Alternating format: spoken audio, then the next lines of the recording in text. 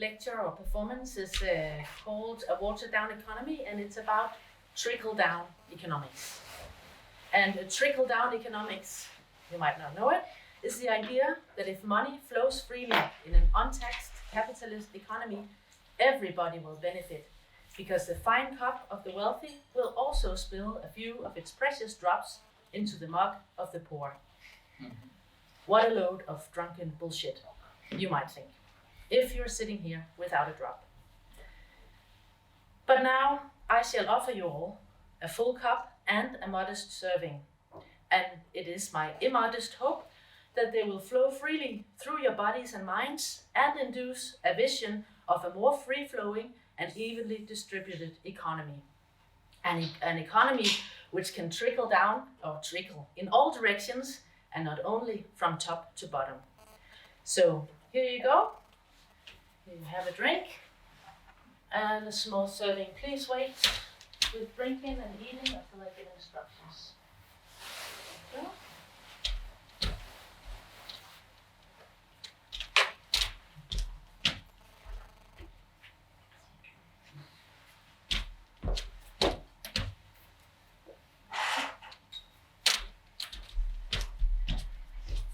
Come by.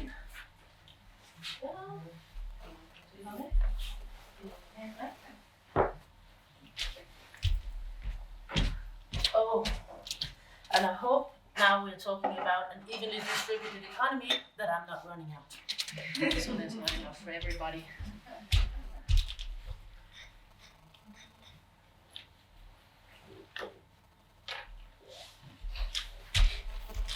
So I'll start a little bit from the other side now.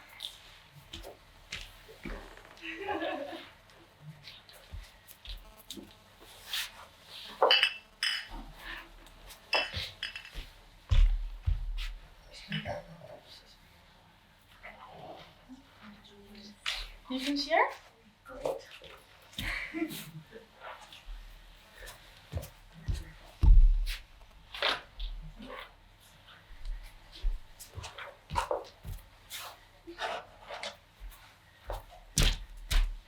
Go on. And sit. Everyone, you didn't get a cup? Everyone has a cup? Yes? All right. And the small serving. And delicious as it may look, please wait a little bit. Ooh.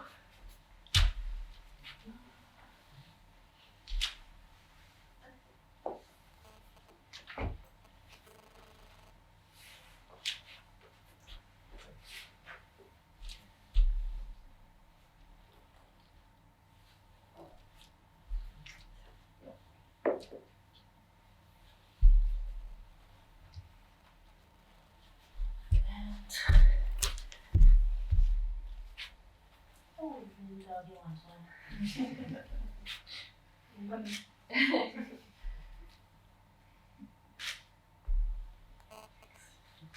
Oi.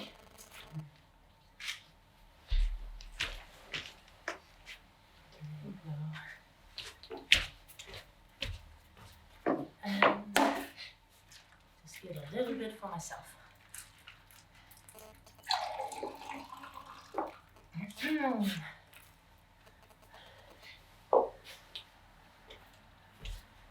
So, now I'll ask you all to take a bite from this corn cob. But wait a minute, you don't actually chew the kernels. After that, you use the drink here to help swallow these kernels whole, as though you're swallowing a pill against old and watered down economical ideas. So, cheers.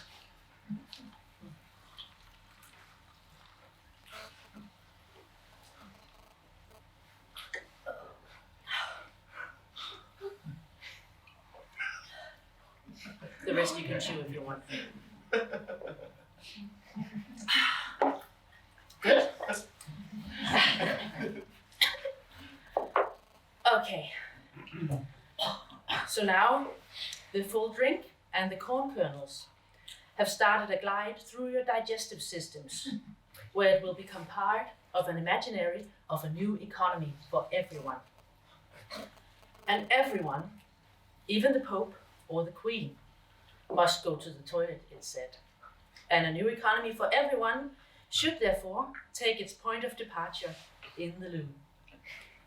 Let us quite simply imagine an economy where everybody can get paid to go to the toilet, because shit and pee is an enormous resource that can be used to extract valuable goods such as gas, heating, building material, medicine, fertilizer, and even clean drinking water.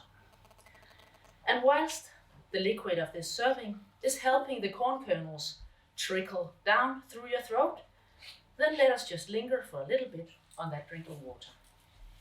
It is, for instance, estimated that in 2035, 33% of the water supply of San Diego will be extracted from sewage water. With new filtering technologies, sewage can be an endless and endlessly valuable resource for fresh water, even in very dry areas.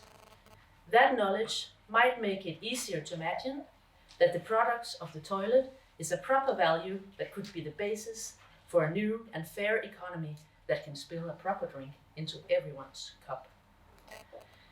In that light, this drink may look a little bit like pee. I promise you it's not. But when it all comes down to it, all food and liquids are of course connected. And soon you will see that this serving is coming out of your bodies as pee and shit on the toilet. After that, if you're still in Copenhagen, it will end up in the municipal sewage facility, where it will undergo a cleaning process before it's piped out in the middle of the water in Øresund out here. Some of it may then evaporate to become clouds in the sky that will rain on apple trees and corn plants and become part of a new serving of apple juice and corn kernels. And this drink has of course been made in the same way. The corn cobs here have also been boiled on gases that are extracted from our shit, because 30% of the sewage of the gas in Copenhagen stoves actually comes from biogas extracted from sewage. In that circular logic, one could say that you have in fact drunken pee, at the very least. Now, doesn't that all sound like a beautiful, endless circle that can draw even more water to sensitive eyes? Unfortunately though, that is only a small part of this shitty story. A big part of our shit and pee doesn't end up in circulation like this. Instead, it ends up as an economical and ecological strain on both the social economy and the ecosystem. That is just a sloppy way to treat such a fantastic raw material. A raw material that I believe could in fact support us all if we would dare to imagine it. That imaginary might seem like a bit of a mouthful, but with this small serving, we have in fact already bitten into it. This mouthful of corn and liquids that we've just had should be able to make both our heads and our bodies chew on some of the practical details of this idea of a new shitty economy. Details that can hopefully lubricate our imagination one little bite and sip at the time. Now, corn kernels, drinks and ideas are taking a slippery slope through our digestive systems. First, it will go 30 to 40 centimeters through the esophagus. After that, the gastric mouth will open wide and let it pass through to the stomach. Then the stomach will try to break down the corn kernels in smaller parts. But corn kernels have a coat of insoluble fibers that cannot be broken down by the human digestion. They will therefore travel unharmed through the stomach and to the duodenum and into the small intestine, which will also have a go at them. But the small intestine won't be successful either, and the kernels will just pass through. Finally, they will end up whole in the large intestine and in the rectum, wherefrom they will be excreted without shit. The amount of time this kernel journey will take is individual and depends on each our personal digestion clocks. If we keep an eye on it and check when the kernels come out of each our systems again, we will be able to calculate how much time it takes each of our digestions to process a meal. That time is called bowel transit time, and it is normal that it can vary from 1 to 3 days. So if we keep the conversation going and talk to each other about this over the next few days, we would probably also see that in this small group, we are all different, even on the toilet. So even in a shitty economy, there will be a possibility for an unequal distribution of the wealth. Although everyone goes to the toilet, there can be a significant difference in the fluidity, amount, and ease of each of our digestive products. So let us therefore imagine that the economical system for this new shitty economy that I'm suggesting is built around a sort of relational standard of value.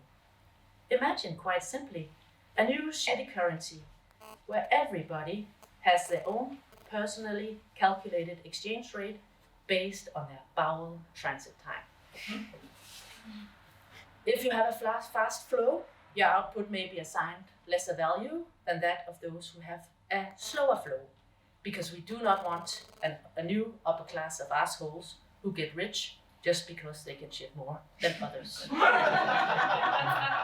Although it would give new meaning to the term filthy rich. In this economy, our digestive system will then be paid a sort of hourly wage rather than a piecework wage, so to speak. You may be thinking now that it is a bit over the top to pay this much attention to solving hypothetical challenges of inequality in a hypothetical future economy. But I believe and hope that thinking this hypothetical future through in big and small practical aspects is a way to begin to make it happen. The more details we can imagine, the closer we are to visualizing a reality where it's actually possible, I hope. So, in a minute, I will step off this shitty stage, but the performance is not over yet. It will hopefully continue now in your heads and bowels. So please, continue to think about it in detail while you're waiting for your bowels to do the dirty work. Let your minds wander and think about how a shitty currency would look, how a shitty economy could have the best flow, who should manage it, what challenges it might have, and what it would mean to each one of you personally.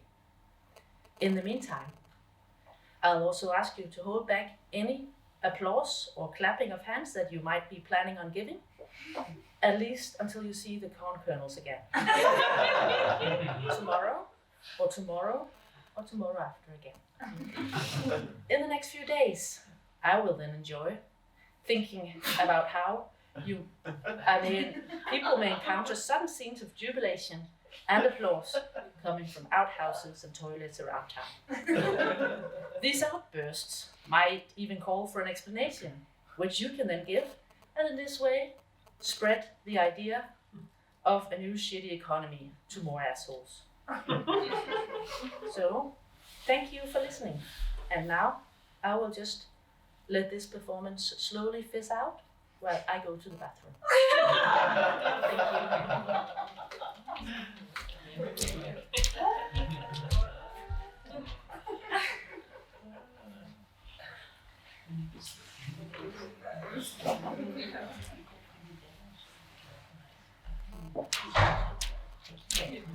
Thank you.